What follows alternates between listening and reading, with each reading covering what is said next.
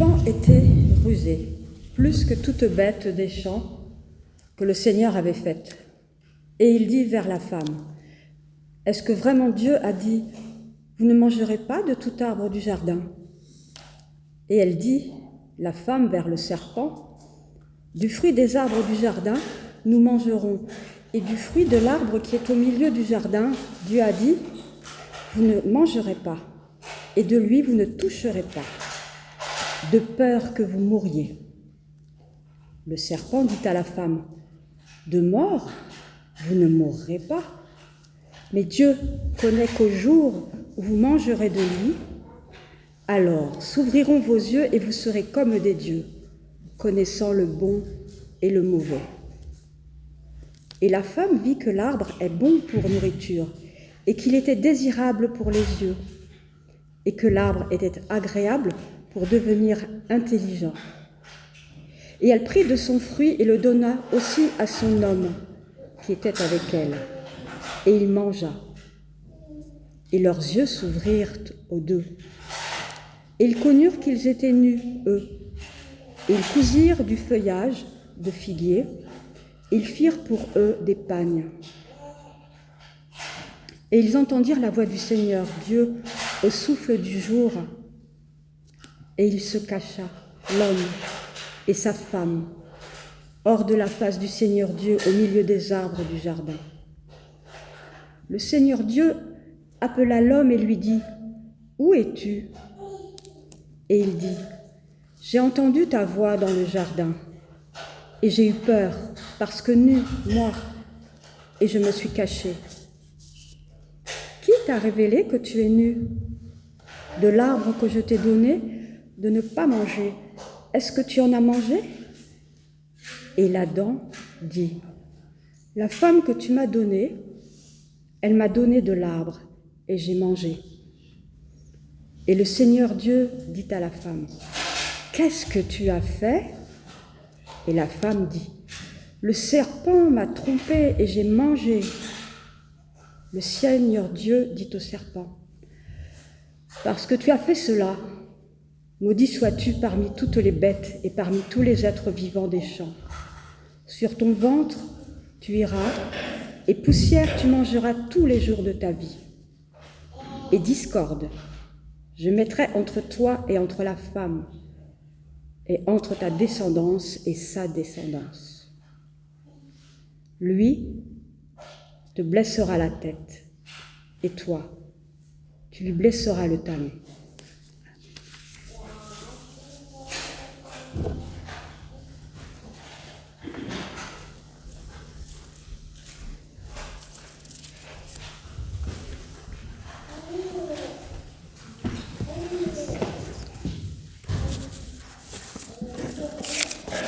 Le Messie est revenu de la mort à la vie, en donnant ainsi la garantie que ceux qui sont morts reviendront également à la vie.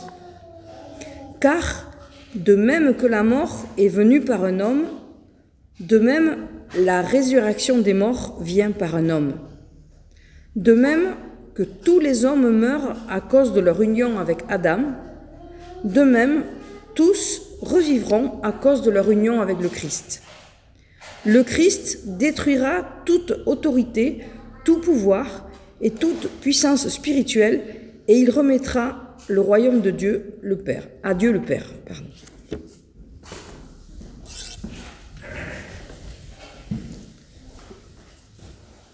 Ta parole est vérité, sanctifie-nous par ta vérité, Seigneur. Là, le deuxième texte, c'était la première épître aux Corinthiens, au chapitre 15, les versets 20 à 24. Je vous invite à vous lever, nous allons chanter le psaume 95, la première et troisième strophe.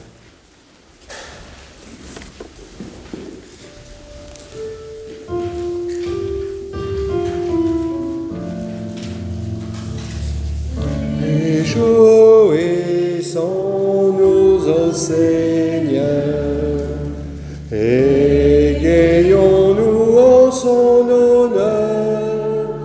Lui seul est notre délivrance.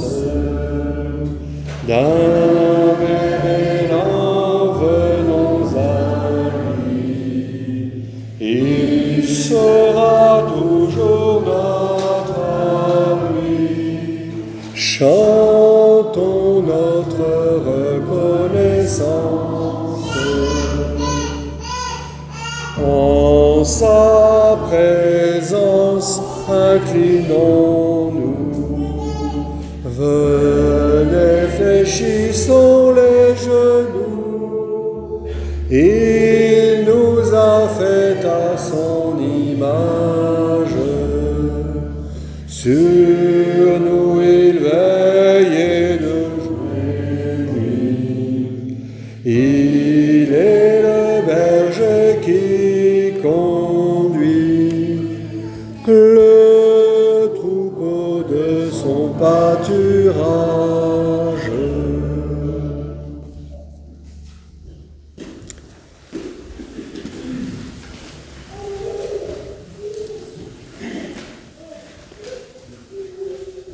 Alors vous le savez peut-être, cette histoire de jardin, cette histoire d'Adam et d'Ève est partagée par les trois monothéismes, mais seul le christianisme en a fait le récit fondateur de son anthropologie, en prétendant qu'il existe dans l'être humain une cassure inhérente à sa nature.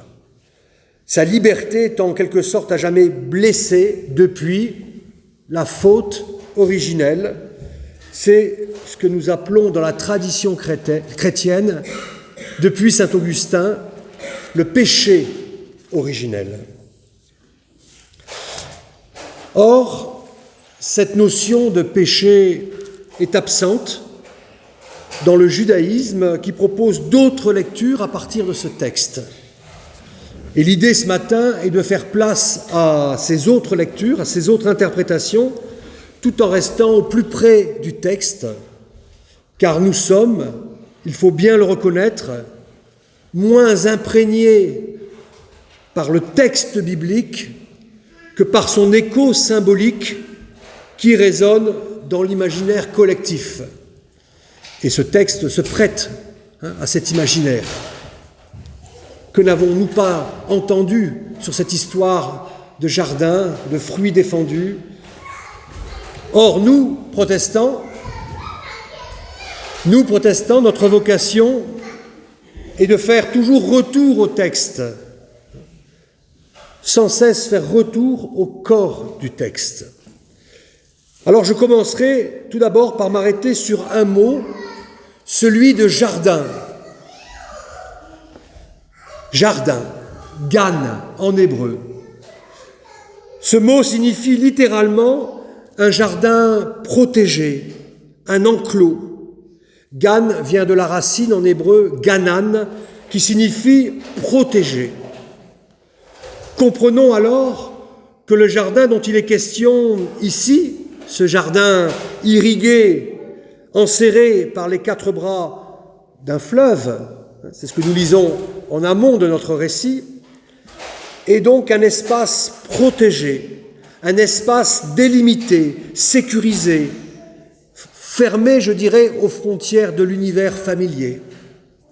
Et cela a une grande importance, car nous entendons qu'au dehors, il pourrait y avoir du danger, de la menace. Et nous voilà donc tout de suite, par le sens de ce mot, confrontés à la question du mal, de la préexistence, nous pourrons dire, du mal.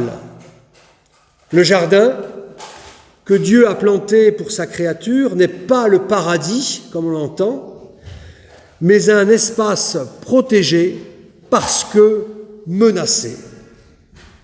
Notre récit nous parlerait alors peut-être avant toute chose de l'expérience humaine tragique du mal. C'est ce que pensait le philosophe protestant Paul Ricoeur lorsqu'il écrit « L'histoire d'Adam et Ève, du fond inexprimé et inexprimable en langage direct et clair, nous parle de cette expérience humaine, de notre condition humaine. Je suis impliqué dans le mal. » Autrement dit, le mal est toujours un déjà là. Et c'est pourquoi Dieu met à l'abri la créature, l'Adam, dont nous avons parlé il y a quelques semaines, l'Adam qu'il vient de façonner. Et tout semble en place pour que cet Adam, qui n'est pas encore sexué, soit institué gardien, puisqu'il est censé préserver le jardin, il en est le gardien, et donc tout est fait pour qu'il puisse mener une existence en sécurité dans ce jardin, au milieu duquel sont désignés deux arbres que vous connaissez bien, l'arbre de la connaissance du bien et du mal et l'arbre de la vie. Et c'est alors que résonne dans ce jardin la première parole de Dieu adressée à l'humain: tu pourras manger de tout arbre du jardin, mais tu ne mangeras pas de l'arbre de la connaissance du bien et du mal, dans la traduction qu'a lu Emeline, du bon et du mauvais, car du jour où tu en mangeras, tu mourras. Et c'est ici, à vrai dire, moins un interdit qu'un avertissement, une limite qui est posée pour nous faire entendre que tout ne nous appartient pas, que tout n'est pas à notre disposition. Dieu place l'homme dans un jardin, l'homme, entendez bien l'humain, créé pour lui, mais dont il n'est pas le propriétaire. Et ça, on l'entend à de nombreuses reprises dans le texte biblique. La terre ne t'appartient pas, tu n'es qu'un résident temporaire, dit Dieu dans le Lévitique. On pourrait reprendre d'autres passages. Il y a donc cette limite qui est posée par Dieu, et cette limite a aussi pour projet de nous délivrer, nous les humains, de ce fantasme de toute puissance, de toute jouissance et de toute connaissance, véritable poison pour l'homme, pour l'humain. Un fantasme qui va être excité par le serpent. C'est pour ça qu'il me fallait revenir sur le début du récit, de ce deuxième récit de création. Le serpent, animal mythologique, s'il en est, qui a le privilège, ici dans le récit, d'avoir la parole, figure qui renvoie à la connaissance, mais aussi à la duplicité, puisque je vous rappelle que le serpent change de peau. Il est sournois, rusé, plus que toutes les bêtes des champs, nous dit le texte biblique. Et les champs, ici, ne signifient pas une campagne paisible. Les champs, ici, dans le mythe, ce sont les terres qui se situent à l'extérieur du jardin, les terres non cultivées. Dans le mythe, c'est l'espace du désordre, de la confusion, du tohu-bohu. Du tohu-bohu, où règne la mort et l'absence de loi. Il faut bien entendre cela pour comprendre le récit. Oui, ce serpent qui est là, je vous l'ai dit, le mâle est toujours déjà là, ce serpent qui est là dans le jardin est venu apporter le désordre, il vient brouiller les repères du vrai et du faux, et surtout, il vient pervertir la parole de Dieu. C'est ça qu'on entend dans le texte. Que dit-il à la femme? Il lui pose cette question. Est-ce que vraiment Dieu a dit « Vous ne mangerez pas de tout arbre du jardin » Vous voyez ici, vous entendez le glissement qui s'opère. Ne pas manger d'un seul arbre dans la bouche de Dieu équivaut, dans la bouche du serpent, à ne pas manger d'aucun arbre. Selon André Vénin, l'exégète belge, qu'on a eu la chance de recevoir lors des journées œcuméniques, selon André Vénin, nous avons ici un exemple absolument admirable d'une parole qui semble faire référence à la parole de Dieu et qui la retranscrit de telle manière que c'est absolument le contraire qui en sera retenu. Que cela nous alerte. Nous voyons ici comment le serpent, en définitive, tord la parole de Dieu. Car encore une fois, Dieu a fait le don à l'humain de tous les arbres du jardin. Il peut se nourrir de tous les fruits. Seul un arbre échappe à ce don, l'arbre, en effet, de la connaissance du bien et du mal. La parole du serpent souligne la privation pour exciter la convoitise. Il sous-entend à la femme, vous pensez tout avoir, mais en réalité, vous n'avez pas tout. Il vous manque l'accès à un arbre, et du coup, votre bonheur ne peut pas être complet. Alors que répond la femme ? Elle entend rétablir la vérité, mais elle déforme à son tour la parole de Dieu. On ne peut pas le lui reprocher, puisque la parole de Dieu avait été adressée à l'Adam, qui n'était pas encore sexué. C'est-à-dire que c'est l'Adam homme qui a révélé la parole de Dieu à l'Adam femme. Vous voyez ? Alors, je crois qu'il faut retenir cela, car dans la parole de la femme, on entend que non seulement il est interdit de manger de l'arbre, mais il est aussi interdit de le toucher. Je ne sais pas si vous avez aussi repéré ce glissement. De plus, elle se trompe d'arbre. Là encore, je ne sais pas si vous avez prêté attention à cela. Elle nomme l'arbre de la connaissance du bien et du mal comme étant l'arbre qui est au milieu du jardin. Or, nous lecteurs, nous savons, et seuls nous lecteurs nous le savons, puisque l'Adam ne le sait pas, nous lecteurs, nous savons que l'arbre que le Seigneur a placé au milieu du jardin n'est pas l'arbre de la connaissance du bien et du mal, mais l'arbre de la vie. On voit ici que ce n'est plus la vie qui se trouve au cœur, au milieu du jardin, mais c'est l'interdit dans la tête de la femme. C'est l'interdit qui se trouve au cœur. Et donc, le serpent a beau jeu, alors, de laisser entendre que Dieu est en définitive un adversaire de l'humain, craignant que ce dernier lui fasse concurrence en accédant à une connaissance totale qui ne fait plus la part, je dirais, à l'incertitude, à la finitude humaine. Terrible. Nous voyons comment le doute, la suspicion s'infiltrent insidieusement dans la relation de confiance qui était établie jusque-là entre Dieu et l'humain.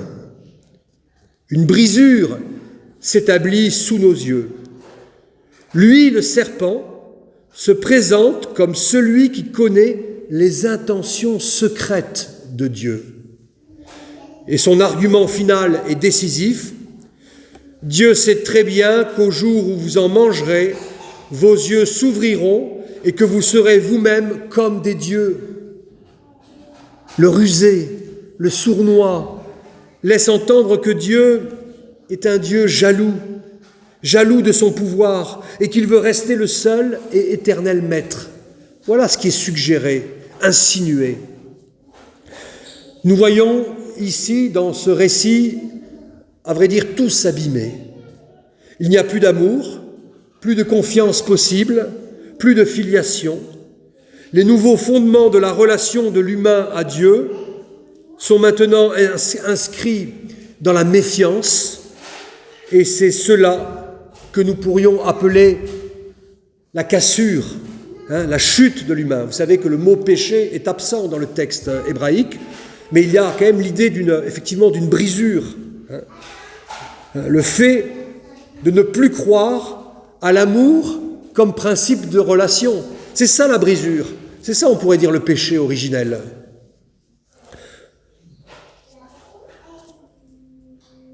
Et nous avons lu la suite.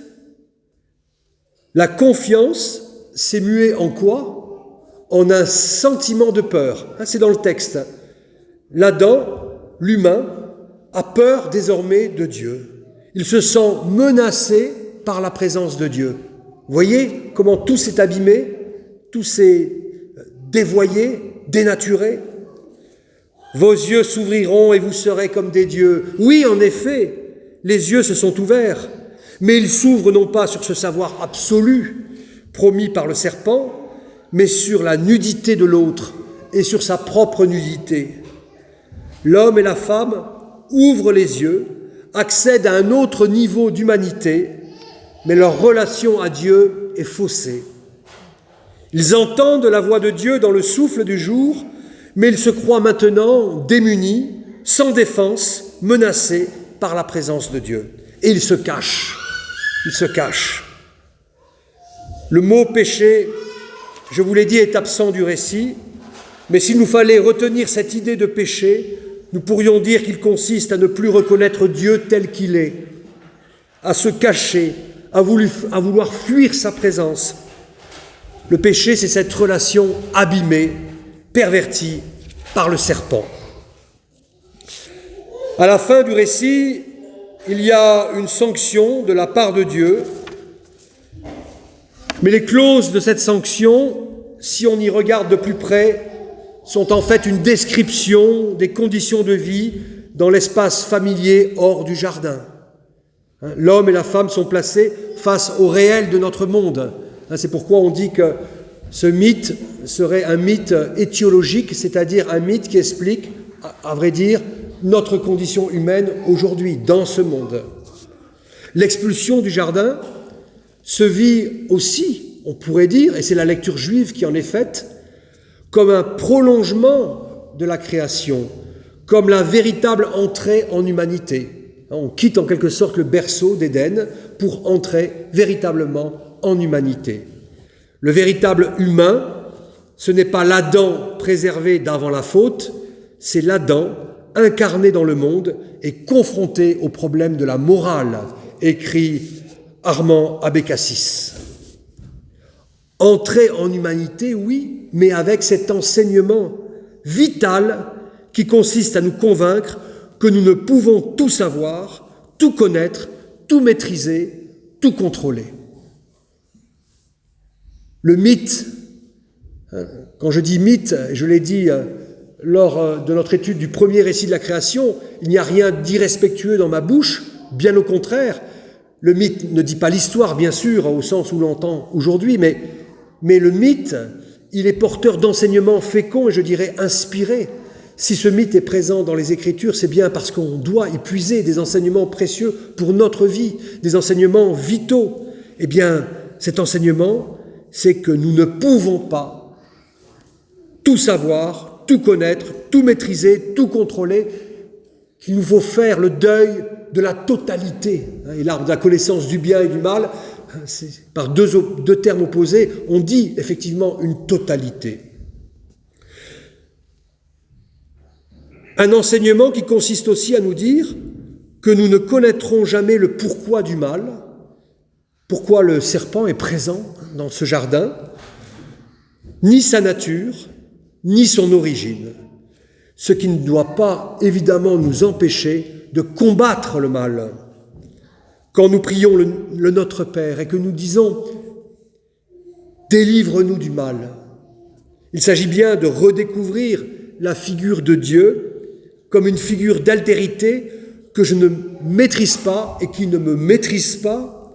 Il s'agit de reconnaître en Dieu la source de vie qui me donne la force de marcher et de lutter dans ce monde, un monde, nous le savons tous, traversé par le mal. Et ce deuxième récit de création pose en définitive la question de notre relation à Dieu qui ne peut se vivre que dans et par la confiance. Que dans et par la confiance, mais aussi de l'acceptation de notre finitude humaine, l'acceptation des limites, l'acceptation des manques, l'acceptation de nos fragilités. Ce qui résonne d'autant plus aujourd'hui que nos sociétés restent maladivement, je dirais, et de plus en plus prométhéennes, désirant s'affranchir des données naturelles, des sociétés où la recherche obsessionnelle de la croissance se refuse de penser précisément la finitude, la limite, réduisant toujours davantage le monde créé à un matériau malléable, expérimental à notre disposition. L'extractivisme minier le torchage de gaz, les forages pétroliers en croissance partout dans le monde en est un des nombreux exemples. Et vous avez vu ce qui s'est passé en Birmanie, avec les conséquences écologiques catastrophiques au Laos et en Thaïlande, puisque l'extraction minière a fini par polluer définitivement des rivières, des cours d'eau, et que le Mékong lui-même est aujourd'hui pollué de façon irréversible. Rappelons que l'Adam est tiré de l'Adama. Nous l'avons dit lorsque nous avons travaillé ce premier récit de la création. L'Adam est tiré de l'Adama, c'est-à-dire du sol, du substrat de la terre. Et dès lors, nous pouvons affirmer que l'abus du sol est un acte fondamentalement anti-religieux, car le sol est le lieu du miracle de la vie. Le deuxième, comme le premier récit de la création, nous enracine donc dans une exigence éthique fondamentale, consistant à poser des limites à notre gouvernance sur le monde. Nous ne pouvons pas perdre de vue cette exigence biblique, au risque de voir un jour dépérir l'arbre qui se trouve au cœur du jardin, l'arbre de la vie, cet arbre qui est peut-être la pointe même de ce récit. Car à vrai dire, certains commentateurs pensent que toute l'histoire qui est dite ici serait comme une mise en garde, une mise en alerte, et que l'Adam et l'Ève sexués étaient en quelque sorte en train de passer une épreuve initiatique pour savoir s'ils étaient à même de pouvoir rester dans le jardin sans prendre à l'arbre de vie. L'arbre de vie dont les humains, dans leur folie, leur démesure, leur orgueil, tentent de s'emparer. C'est ce que nous voyons et ce que nous entendons tous les jours.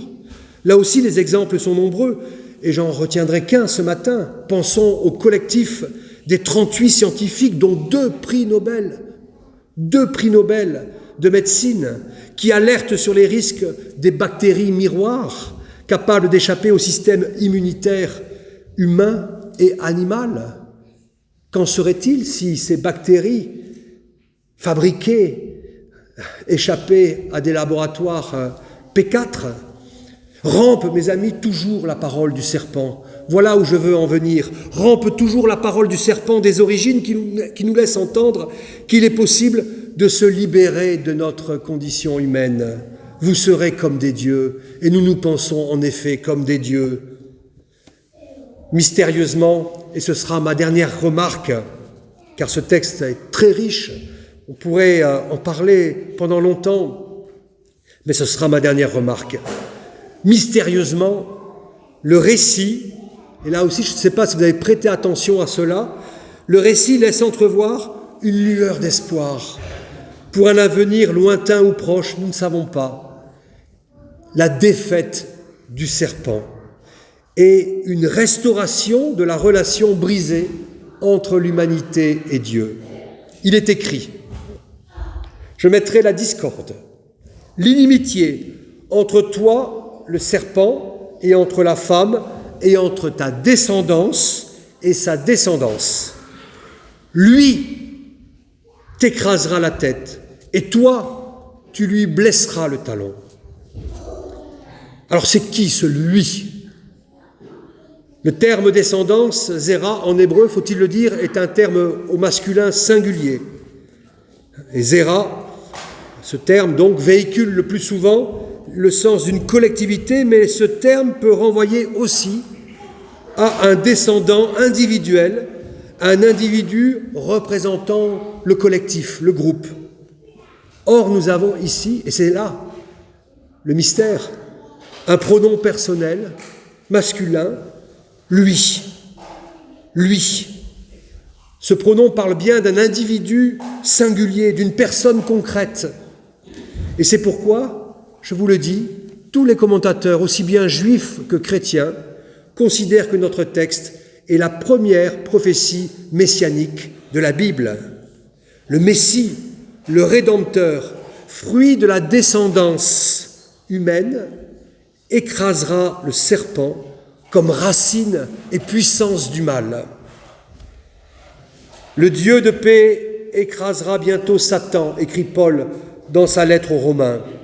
Et nous l'avons entendu dans son épître aux Corinthiens, le Christ détruira toute autorité, puissance spirituelle, et il remettra le royaume à Dieu son Père. C'est le Messie, et lui seul, qui nous délivrera de cette bataille qui semble sans fin entre l'humanité et le serpent. À lui toute notre confiance, lui venu incarner la présence de Dieu qui ne cesse de nous chercher, car Dieu ne cesse de nous chercher. Et il dit à chacun d'entre nous, « Où es-tu? Où te tiens-tu dans ce monde? Où es-tu » Lui venu incarner la présence de Dieu, venu transmuter en bien le mal dont nous sommes capables, venu subvertir la mort pour en faire jaillir la vie, venu combattre frontalement le serpent. Oui, il a souffert de sa morsure, nous le savons, il a souffert de sa morsure. Il est mort, portant la semence de la vie au cœur du mal, au cœur des ténèbres. Il est ressuscité, il est vivant. C'est là, à vrai dire, en lisant ce texte, tout le message de la croix où se brise la puissance du serpent. Amen.